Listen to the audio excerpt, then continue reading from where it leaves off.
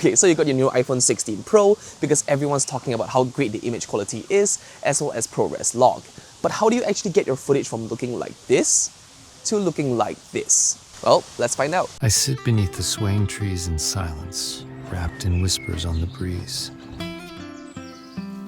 Birds sing soft, but the world feels wide. In nature's hush, my soul abides. Okay, first up, let's talk about ProRes log. It's a feature that's in the iPhone 15 and 16 Pro phones where you can shoot in log. What that means is that it shoots in this flat profile, but it maintains a lot more color information and data, and it gives you the best dynamic range when shooting in broad daylight. This shouldn't look good straight out of the gate, but when you color grade it, it'll look fantastic. But there is a problem. It's the absolutely bonkers file size. It's ridiculously large. I don't know what Apple was thinking when they were doing this. This is the 1TB iPhone 16 Pro Max, literally the most expensive iPhone that Apple sells. And look, I only have what? Less than 70 minutes of recording time? This is absolutely insane. Okay, the solution is this contraption that I made. It's a U-shaped USB-C adapter and a portable SSD. I'm using the Samsung T5, which is good enough. And just like that, you have a super minimal setup. It's a tiny bit loose, so I simply cut a MagSafe ring sticker and align it with my phone so it doesn't wobble around. What this allows you to do is record internally straight to your SSD, which will allow us to actually bring it to our computer and edit straight from there once we're done. Okay, go to our settings and head to record video and turn on HDR. This gives you the best exposure when shooting against the sun. Then turn on lock white balance because you don't want it to be changing in color temperature every single time you move. It'll make color grading really tough. Then head to camera, head to formats, and change high efficiency to most compatible and turn on Apple ProRes and ProRes encoding to log. Then head to preserve settings and turn on exposure adjustment. What this allows you to do is manually adjust your exposure because Apple tends to overexpose the shadow side a lot, giving this very digital and artificial vibe. Then enable Apple ProRes as well. This will make sure that it doesn't keep resetting back to the normal camera once you leave the app. I turn on grid and level to help me frame a little bit better as well. Now, when you head back to your camera, you should be able to see this logo on top, so simply enable it and it should now look super washed out. I set my resolution and frame rate to 4K 30 frames per second because 24 FPS just looks very weird when shooting in ProRes. It doesn't look very cinematic and it's a little bit choppy. I'm not sure why, but 30 just looks way better. You can also slow it down to 80% in a 24 FPS timeline and it will create this very flowy and dreamy effect. Okay, now we're ready to film in ProRes. You're shooting in very large file sizes, so don't ruin your footages with beginner moves like this one. Ugh.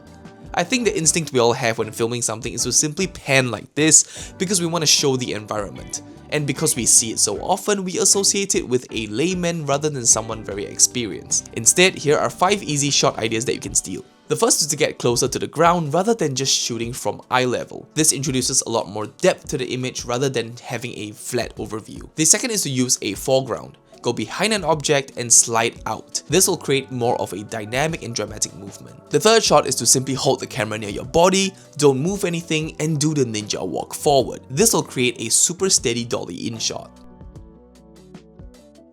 The fourth shot is just orbiting around an object. Basically circle around an object while keeping the object as centered as possible. If it helps, you can actually turn on the grid and level so you can frame your object directly in the center box. The last shot idea is getting extremely close to the ground, giving you this very dramatic macro and detailed view. Alright, once you're done filming, simply plug out your SSD from your iPhone and plug it into your MacBook. And under DCIM, you should see all of your footage over here. Okay, I simply select all of them and drag it into Premiere Pro. I then set the timeline to 24 frames per second because we're going to slow it down by 80% later on. And usually for me, I delete all of my sounds because I actually want to add in my own sound effects later on. Okay, now go to a clip and select speed and reduce the speed all the way to 80% and do it for all of them. As you can see, this already gives you this subtle, smooth motion that you couldn't have in a 24 frames per second one. Okay, then we actually need to convert this back to Rec 709.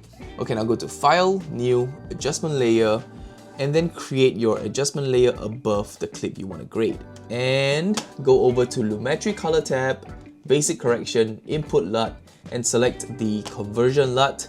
This is my own conversion LUT. If you want this conversion LUT, just go to the description down below. I'll give it to you for free.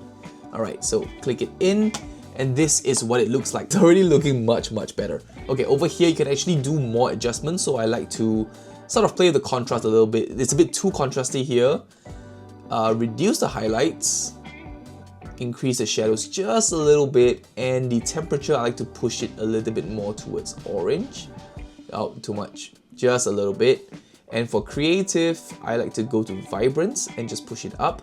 Try not to touch the saturation too much, just the vibrance would do.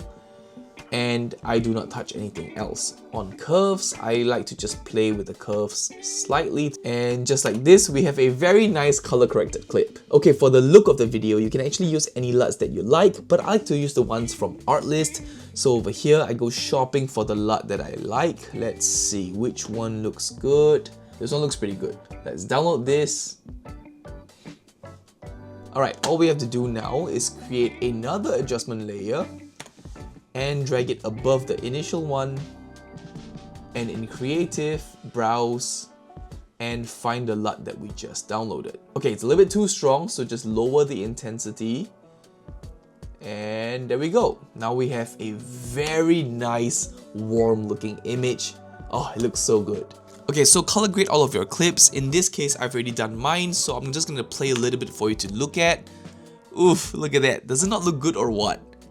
There's so much more dynamic range. You can see the skies behind, the colors just pop. Oh, and even the 0.5 angle lens looks pretty good. And the best part about this is that it doesn't actually look like iPhone colors. Look at that. Oh, that's beautiful. Okay, now we can start assembling and putting it together with music and sound effects, which brings me to today's sponsor, Artlist. Now, Artlist is a subscription-based platform where you can download copyright-free music, footage, sound effects, create your own voiceover with AI, and video templates. Okay, now that's cool and all, but I want to bring your attention to this. This is called Tools, and basically it's an extension that you can download, and after downloading, you can actually use it in your editing platform, such as Premiere Pro, DaVinci, Final Cut, and After Effects. Let me show you. Alright, so we're just gonna click Install Now. And once we are done, we can simply install it into our applications, and under Window, Extensions, and we can see Artlist Library. Hey, look at this. This is so sick. Okay, so let's head over to the music section and we can actually find the music that we want. So I think I'm gonna search for Calm Forest, so we can actually listen to the songs that we have.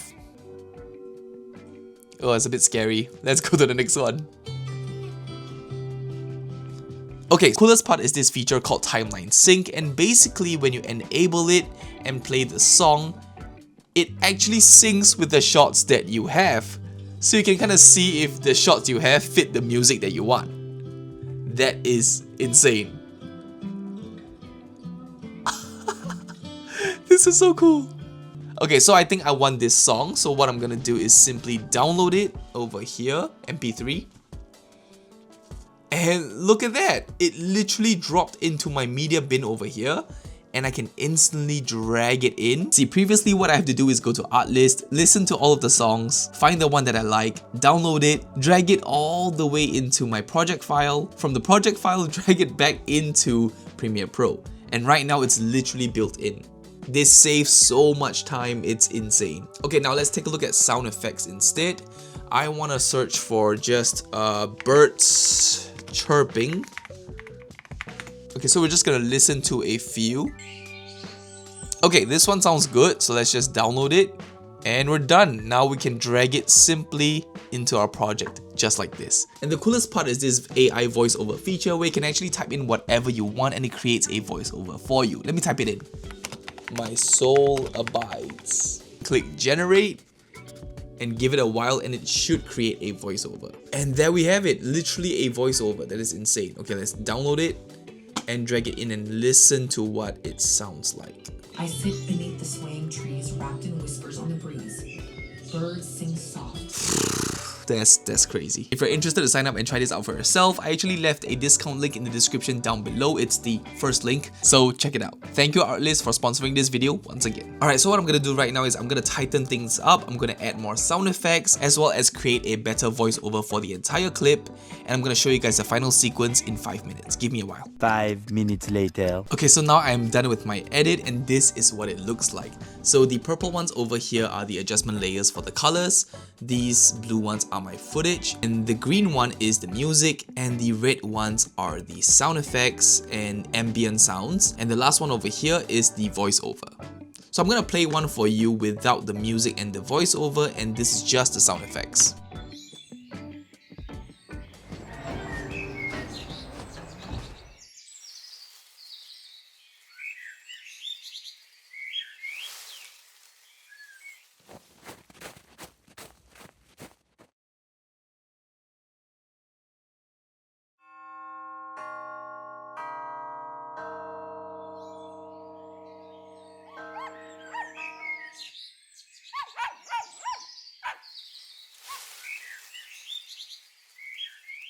Alright, and here's the final product with the voiceover as well as the music. I sit beneath the swaying trees in silence, wrapped in whispers on the breeze. Birds sing soft, but the world feels wide. In nature's hush, my soul abides. I sit alone, the trees rustle, time is ticking, but I still don't move a muscle. The sun sets, the water's calm, the seasons change, until we meet again. And there we go, that is how you get the most out of your iPhone 16 Pro and Pro Max. I definitely think this is a very capable content creation device, and it could also be somebody's main camera in 2025. Like, this could literally be all you need for content creation. And in my opinion, it is enough to get somebody started. You don't actually need a mirrorless camera nowadays to get really good footage. Because as you see, the ProRes videos don't even look like typical iPhone videos. It's not digitally sharp, and there's actually a lot of room to play around with in editing. And the last reason is because I think that it's the story that matters the most, and these are literally just tools to help us tell our story and craft our vision. If you like more videos like this, check out this video over here. Subscribe.